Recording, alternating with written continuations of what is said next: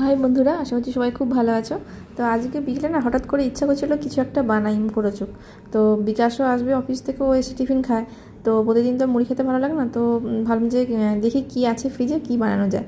তারপরে দেখলাম যে ফ্রিজে হচ্ছে যে ব্রেড আছে আর ওই চিকেন আছে 4 পিস মতো, ছোটো ছোটো বোনলেস চিকেন আমি রেখে দিয়েছিলাম, তো ওইটা আছে। তো ভাবলাম যে ঠিক আছে চলো কিছু একটা বানাই। তো ওই জন্য চিকেনগুলোকে ছোটো ছোটো করে কুচো করে নিয়েছি, এমনি মানে কিমা করিনি, জাস্ট ছুরি দিয়ে চপ করে নিয়েছি। আর ভাবলাম যে ওইটুকুনি চিকেনের কী হবে, তো তখন ওই জন্য একটুখানি সয়াবিন ভিজিয়ে দিচ্ছিলাম, তো সয়াবিনগুলোকে ওইরকমভাবে কুচি কুচি করে নিয়েছি। আর দেখো এখানে কড়াতে একটু তেল গরম করে তাতে আদা রসুন কুচি 1 চামচ মতো দিয়েছি, আর কিছু কাঁচা লঙ্কা কুচি দিলাম। দিয়ে এবারে একটুখানি গাজরকে সরু সরু করে কুচিয়েছিলাম, সেই গাজরটাকে দিয়ে ভালো করে ভেজে নিচ্ছি। আর কি বলতো, প্রত্যেক দিন একই রকম খাবার খেতে ভালোও লাগে না, তো একা একা থাকি, তো মনে হয় কিছু একটা বানাই, একটা ভিডিও হবে। তো সেই জন্যই এটা করছি আর কি। আর দেখো এখানে গাজরটা একটুখানি ভাজা হয়ে গেলে তারপরে একটা পেঁয়াজ কুচি করেছিলাম, সেই পেঁয়াজ কুচিটা দিয়ে ভেজে নিচ্ছি।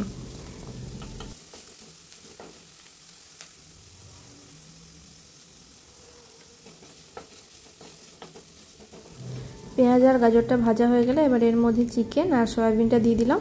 এবারে এর মধ্যে স্বাদ মতন নুন, হলুদ আর একটুখানি গোলমরিচ গুঁড়ো দিয়ে এটা ভালোভাবে নেড়ে নিচ্ছি। তো এখানে আমি আর কোনো জল ইউজ করব না, কারণ এটা এমনি ছোটো ছোটো করে মাংসগুলো করা আছে, তো ওই জন্য আলাদা করে জল দিয়ে মানে সেদ্ধ করা দরকার নেই, এটা জাস্ট ভাজতে ভাজতে জিনিসটা হয়ে যাবে। আর এটা কী বলতো, আমার কাছে যেহেতু মানে কম চিকেন ছিল আর আজকে করার কোনো আগে থেকে প্ল্যানিংও ছিল না, তো সেই জন্য আমি চিকেন আর সয়াবিন দুটো একসঙ্গে মিশিয়ে করছি, না শুধু চিকেন আর শুধু সয়াবিন এরকমভাবেই এটা করা যাবে। তো দেখো দিয়ে একটুখানি চাপা দিয়ে মিনিট 2 চাপা দিয়ে রেখেছিলাম, তার মধ্যে আমার হয়ে গেছে। দেখো মোটামুটি একদম নরমই হয়ে গেছে, আর কোনো মানে আলাদা করে সেদ্ধ হতেও হবে না। আর এখানে দিচ্ছি যে 1 চামচ মতো সয়া সসটা দিলে খুব সুন্দর টেস্ট হয়, তো সয়া সসটা দিয়ে একটু নেড়ে নিচ্ছি।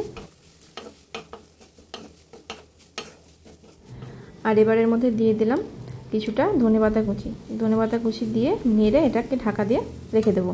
তার মধ্যে ধনেপাতাটাও নরম হয়ে যাবে, বেশ ভালো খেতে লাগে। তো দেখো ঢাকা দিয়ে রেখে দিলাম। এইবার দেখো এটা পুরো রেডি হয়ে গেছে পুরটা। এটা মানে এমনিও কিন্তু খেতে ভালো লাগে, রুটি বা পরোটা দিয়ে এটা এমনি খেতেও সুন্দর লাগবে। তো আমি এটা করতে করতে 1 চামচ খেয়েও নিয়েছিলাম। তো এই যে আমার পুরটা রেডি হয়ে গেছে, তো চলো এবারে নেক্সট স্টেপে যাই। তো আমি দেখো এখানে নিয়ে নিয়েছি ব্রেড, আর ব্রেডটা হচ্ছে যে একটুখানি বেলে নেব, একটুখানি এরকম বেলন চাকতি করে বেলে নিচ্ছি। আর তোমরা একটু জল ছিটিয়েও বেলে নিতে পারো, তাহলে আর জিনিসটা স্মুথ হবে। তো এইভাবে একটু চেপে বেলে নিলাম।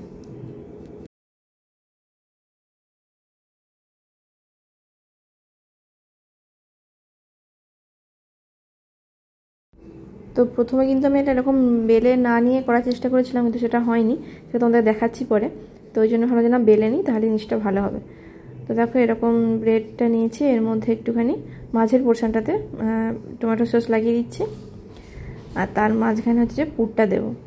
এইভাবে পুরটা দিয়ে তার উপরে আরেকটা ব্রেড চাপা দিয়ে দিচ্ছি। তো পুরটা দেওয়ার পরে চামচে করে একটুখানি ওটা চেপে প্রেস করে দিতে হবে, নাহলে উঁচু হয়ে থাকলে ওই উপরে পাউরুটিটা কিন্তু ফেটে যেতে পারে। তো দেখো এইভাবে হাতে করে দিয়ে একটুখানি চেপে দিলাম।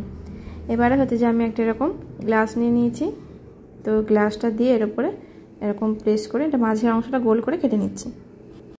তো প্রত্যেকটা যদি এরকমভাবে করি তো অনেকগুলো মানে ব্রেডের বাইরের অংশগুলো বাদ হয়ে যাবে, তো ওগুলো তো আর ফেলা যাবে না, ওগুলোকে ওই ব্রেড কাম করে রেখে দেবো, পরে কোনো কিছু তৈরি করলে ওটা কাজে লেগে যাবে। তো দেখো এরকমভাবে বাইর করে নিলাম, দেখতে বেশ ইডলির মতন লাগছে। আর এই যে তৈরি করে নিয়েছি বাকিগুলো। আর তখন যে বলেছিলাম যে বেলে না নিয়ে করতে গিয়েছিলাম, তো দেখো বেলে না গিয়ে করতে গিয়ে এরকম ফেটে গেছিলো, তো ওই জন্য ব্রেডটা প্রথমে বেলে নিয়ে তারপরে পুরটা দিলাম। তো চলো এবার হচ্ছে যেখানে একটা প্যান গরম করতে দিয়েছি, অল্প একটু তেল দিচ্ছি, সাদা তেল। এবারে দিয়ে এগুলোকে জাস্ট তেলে একটু সেঁকে নেবো আর কি, মানে হালকা করে ভেজে নেব।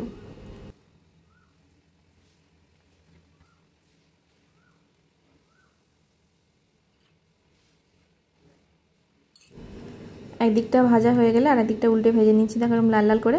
আর এটা কিন্তু মানে ছোটো বাচ্চাদেরকে দিলে কিন্তু বাচ্চারা বেশ ভালোভাবেই মজা করে খাবে, বা স্কুলে টিফিন দেওয়ার জন্য একটা ভালো রেসিপি।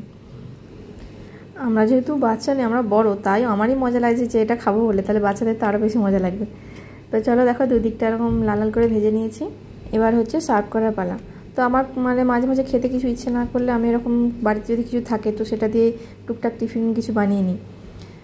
তো এই হচ্ছে যে আজকের রেসিপি।